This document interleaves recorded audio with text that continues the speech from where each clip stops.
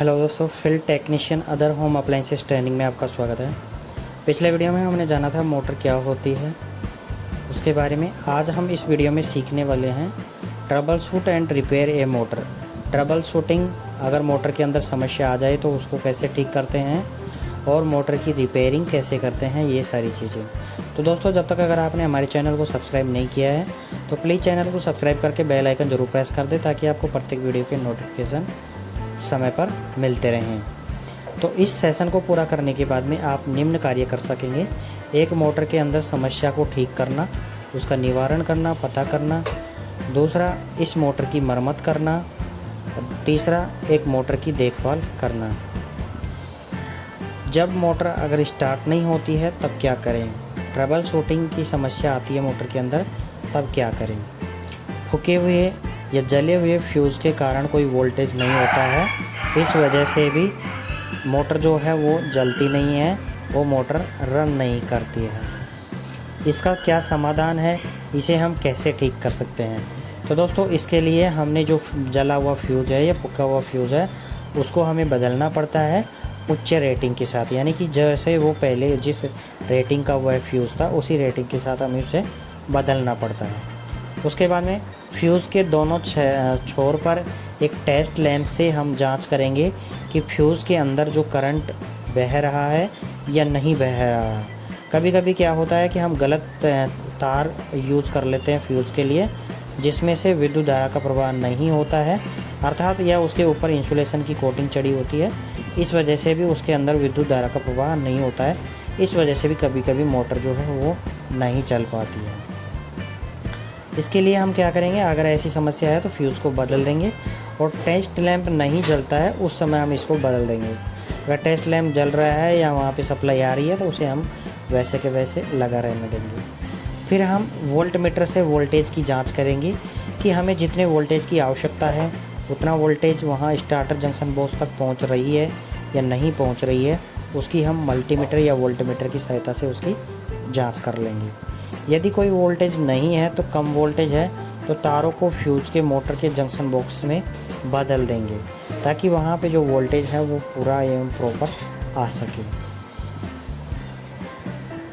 अगर मोटर की जो ओवरलोड रिले हैं वो खुल गई है या बंद हो गई है तो उस समय क्या करना चाहिए?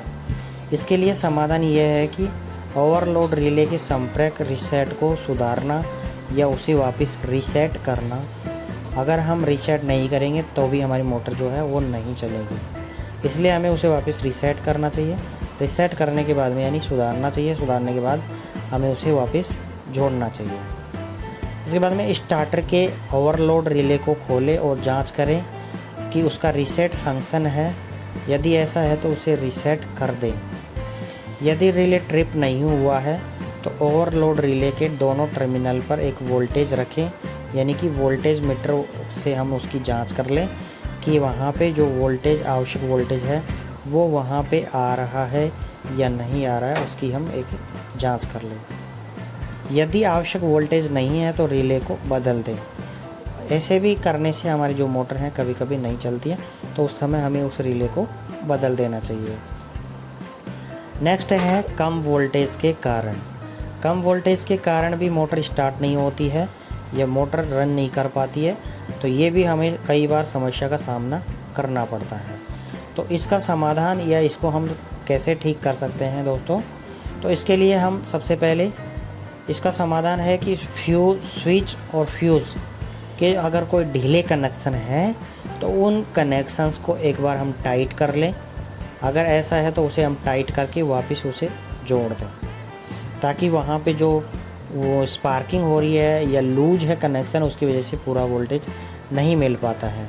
तो ऐसा करने से भी हमें पूरा वोल्टेज वहाँ पे मिल जाता है। फिर हम वोल्ट मीटर से वहाँ जांच करें कि जंक्शन बॉक्स तक जो हमने वोल्टेज चाहिए होती है वो वोल्टेज वहाँ आ रही है या नहीं आ रही है, उसको हम एक बार माप लेंगे। किससे? वोल्ट मीटर से। उसके बाद में जंक्शन बॉक्स या रिले सामान्य वोल्टेज से कम दिखाता है, यानी कि जो रिले है या जंक्शन बॉक्स है वहाँ पे वो वोल्टेज कम दिखाता है, तो स्विच और फ्यूज़ मोटर जंक्शन पर ढीले तारों को वापस जांच कर लें। अगर ढीले तार हैं तो उसको वापस टाइट कर ले। टाइट करने के बाद में फिर उसको हम जोड़ देंगे। फील्ड या आर्मेचर परिपथ खोलें। जब मोटर अगर स्टार्ट नहीं हो रही है, ये सारे तरीके हमने अपना लिए हैं और फिर भी मोटर स्टार्ट नहीं हो रही है, तो उस समय हमें क्या करना है कि मोटर की फील्ड और आर्मेचर वाइंडिंग को हमें खोल करके उसकी जांच करनी चाहिए कि वहाँ पे प्रॉपर इलेक्ट्रिकल सप्लाई है या नहीं है, उसकी हमें एक बार जांच कर लेनी चाहिए।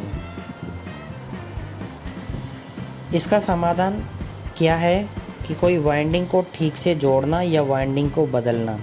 कोई भी वाइंडिंग के अंदर संपर्क नहीं है या इलेक्ट्रिकल सप्लाई नहीं है तो उसे हमें वापस जोड़ना चाहिए। अगर जोड़ नहीं रहे हैं, जल गई है, ख़राब हो गई है, तो हमें उसे वापस बदल देना चाहिए। बदलने के बाद में वो मोटर जो है वापस उसी प्रकार से काम करने लगेगी। मोटर में अगर ओपन सर्किट है, ओपन सर्किट क्षेत्र के लिए ओम मीटर से फील्ड कॉइल के दोनों टर्मिनल पर हम ओम मीटर को रखेंगे और उससे कंटिन्यूटी यानी निरंतरता की जांच करेंगे कि हमारी जो वाइंडिंग है या जो हमारे तार हैं, फील्ड वाइंडिंग है, आर्मेचर वाइंडिंग है, इसके अंदर इलेक्ट्रिकल कनेक्शन यानी कि सप्लाई है। सप्लाई की हम कैसे जांच करेंगे कि उसके अंदर निरंतरता की जांच करेंगे। अब निरंतरता की जांच कैसे होगी? मेगर मीटर से, ओम मीटर से कंटिन्यूटी टेस्ट करके। यदि उसके अंदर निरंतरता नहीं है तो फील्ड कोयल को बदल दें क्योंकि वो कोयल ख़राब हो चुकी है। फिर उसके अलावा मोटर की वाइंडिंग के और मोटर की बॉडी के साथ में मेगर मीटर से टेस्टिंग करेंगे कि इनके अंदर कोई शॉर्टेज नहीं है या कोई बॉडी में करंट तो नहीं आ रहा है। इसकी जांच हम मेगर मीटर से करेंगे। और एक तो तार हम मोटर की बॉडी पर रखेंगे, दूसरा ये वाइंडिंग की छोर पर रखेंगे ताकि जो हमारे मोटर की वाइंडिंग के इलेक्ट्रिकल कनेक्शन है वो कोई फॉल्ट तो नहीं है, उसकी हम जांच कर लेंगे। अगर ऐसा है, फॉल्ट पाए जाते हैं, तो उस समय हमें कोयल को बदलना पड़ता है क्योंकि मोटर की बॉडी अगर करंट देगी तो वो मोटर कभी भी ख़राब हो सकती है, जल सकती है या उससे हमारे खुद को हानि हो सकती है, हम अगर इलेक्ट्रिकल कनेक्शन के संपर्क में आ जाएंगे तो। उसके बाद में है, अगर मेगर मीटर एक ही रीडिंग देता है तो इसका मतलब है कि फील्ड कोयल का इंसुलेशन चला गया है यानी कि जल गया है, इसे बदलने की आवश्यकता है। तो दोस्तों इस प्रकार से हम उसको बदल सकते हैं। अगर वाइंडिंग के अंत में आर्मेचर का परीक्षण यानी कि उसकी जांच करें, ग्राउंड मशीन पर आर्मेचर लगाएं यानी कि मेगर मीटर से जांच करें और आर्मेचर की भी जांच करें कि वहाँ पे कोई इलेक्ट्रिकल कनेक्शन फॉल्ट तो नहीं है। आर्मेचर को घुमाएं और उसे देखें कि वहाँ पे कोई शॉर्ट तो नहीं है। उसके बाद में है, अगर मोटर स्टार्ट नहीं होती है तो कम्यूटेटर के साथ कार्बन ब्रश का अनुचित संपर्क, इस वजह से भी मोटर स्टार्ट नहीं होती है। यानी कि कार्बन ब्रश और कम्यूटेटर जो होता है उसके कनेक्शन या ब्रश जो उसमें कनेक्शन सप्लाई दी होती है मोटर के अंदर, उसके अंदर संपर्क नहीं होना या संपर्क जो होता है उसके अंदर वो प्रॉपर नहीं हो पाना, इस वजह से भी मोटर स्टार्ट नहीं होती है।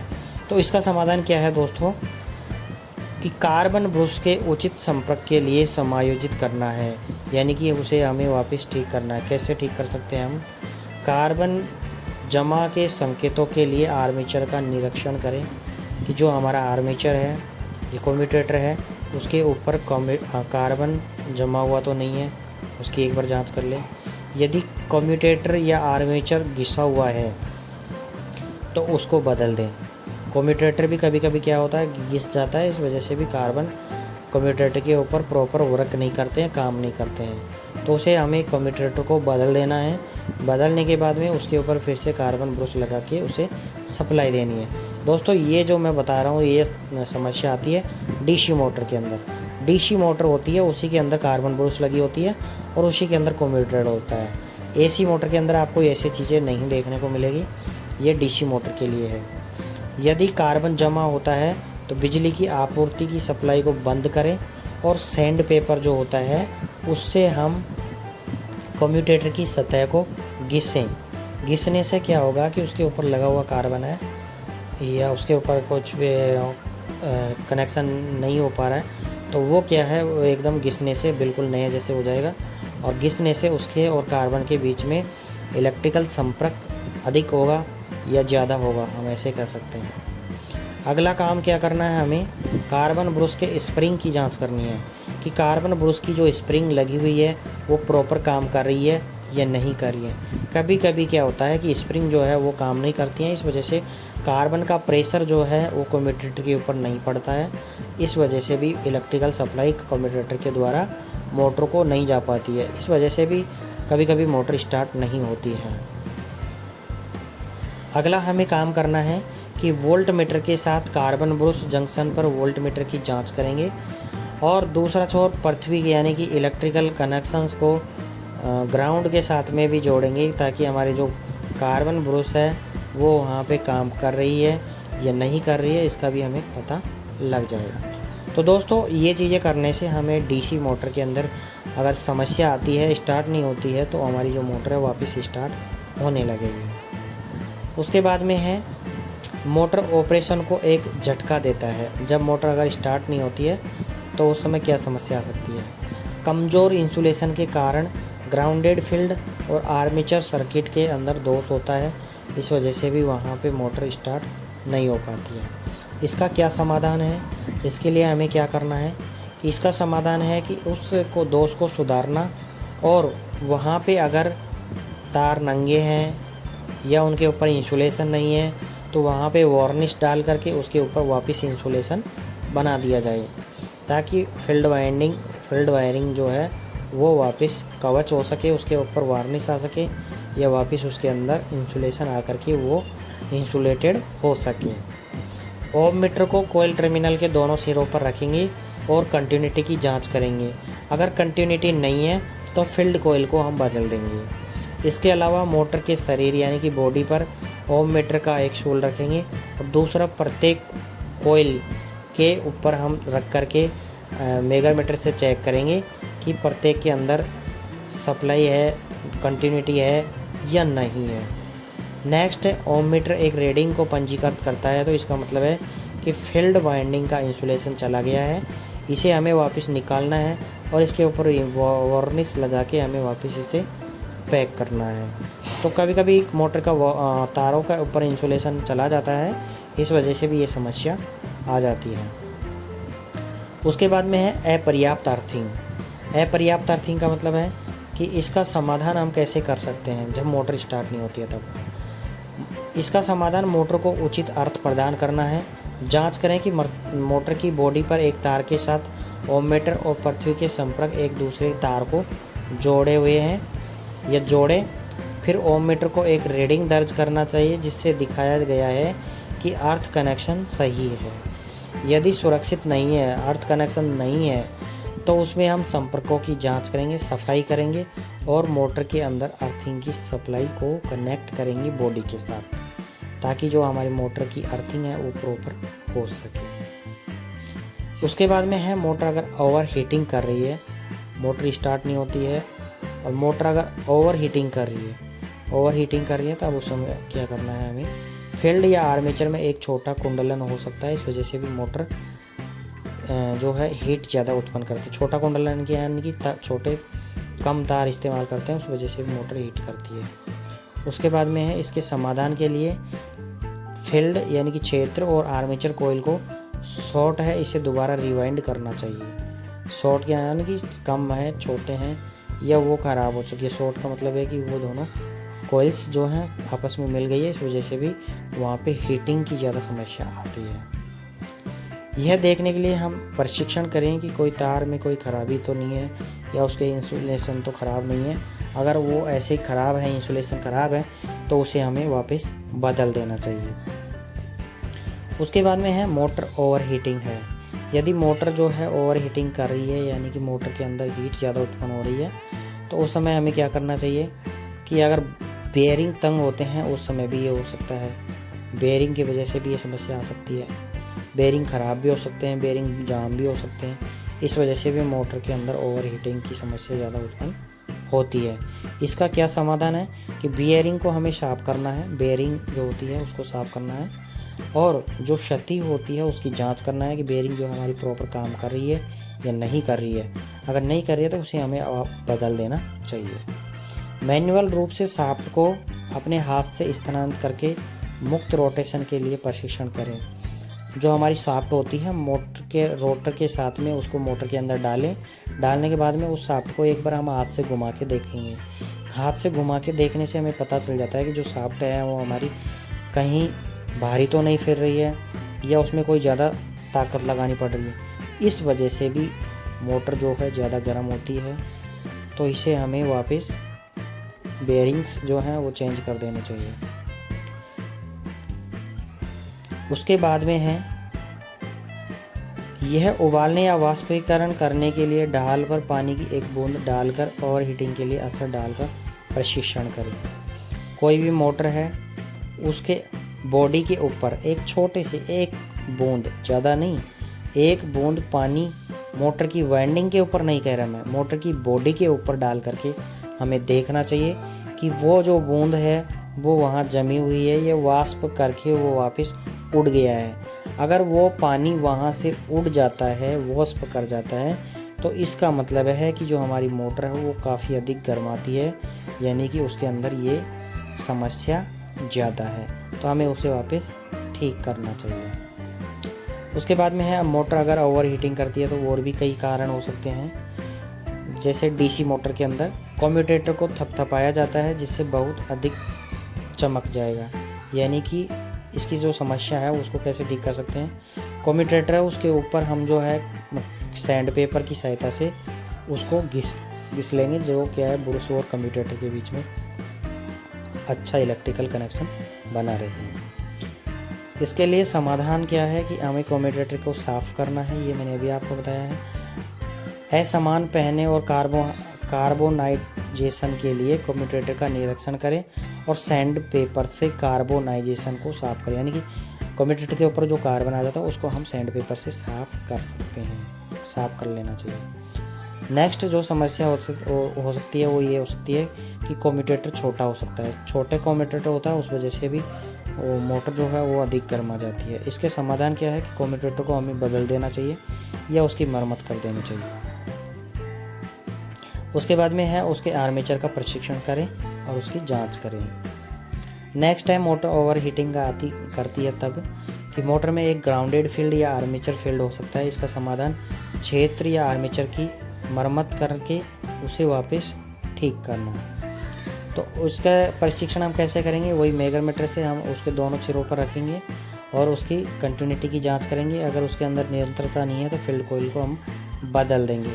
हमें अभी ये जो मेगामीटर से जांच करनी है वो फील्ड वाइंडिंग और मोटर की बॉडी से करनी है कि इसके अंदर कंटिन्यूटी है या नहीं है। नहीं है तो अच्छा है, अगर कंटिन्यूटी है उसके अंदर तो हमें उसे वापस बदलना चाहिए। ओममीटर एक रीडिंग देता है तो इसका मतलब है कि उसकी कोयल के ऊपर का इंसुलेशन चला गया है, उसे हमें बदलना चाहिए। मोटर एक गुनगुना ध्वनि बना रहा है, यानी कि मोटर जो अगर हम चला रहे हैं तो मोटर वहाँ पे आवाज़ कर रहा है काफ़ी अधिक, तो उस समय हमें क्या करना चाहिए कि मोटर के कारण टॉर्क की कमी होने से मोटर जो है गुनगुनाहट वाली ध्वनि उत्पन्न करती है। इसके दो कारण हो सकते हैं कि फील्ड कम परिचालित हो सकती है। इसका समाधान फील्ड वायरिंग को रिवाइंड करना है, यानी कि इसे फील्ड वायरिंग को दोबारा बदलना है और ओम मीटर के दोनों सिरों से हमें वापस उसी की जांच कर लेनी चाहिए कि हमारी जो फील्ड वाइंडिंग है वो प्रॉपर ठीक कनेक्टेड है या नहीं है। अगर फिर भी अगर समस्या है तो फिर उसे फील्ड कोइल को बदल देना चाहिए। कि कंटिन्यूटी हमेशा उसके ऊपर के इंसुलेशन हमें जांच लेना चाहिए फील्ड वाइंडिंग का कि वो प्रॉपर है या नहीं है। उसके बाद में है आर्मेचर कोइल छोटा हो सकता है।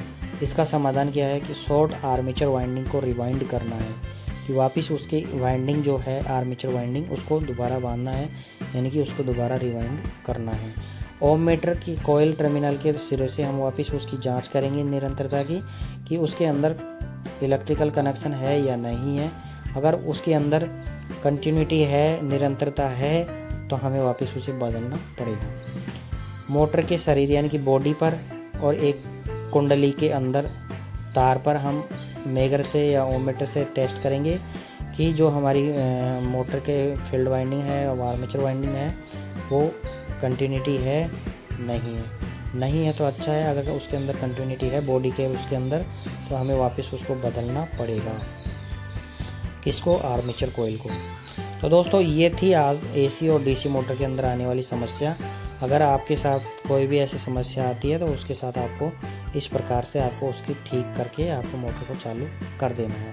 तो आई थिंक दोस्तों आपको ये वीडियो पसंद आया होगा। अगर आपको हमारी वीडियो पसंद आया तो प्लीज़ हमारे इस वीडियो को लाइक करें, शेयर करें, कमेंट करें और अगर आप चैनल पर पहली बार आए हैं तो चैनल को सब्सक्राइब भी जरूर करें। धन्यवाद।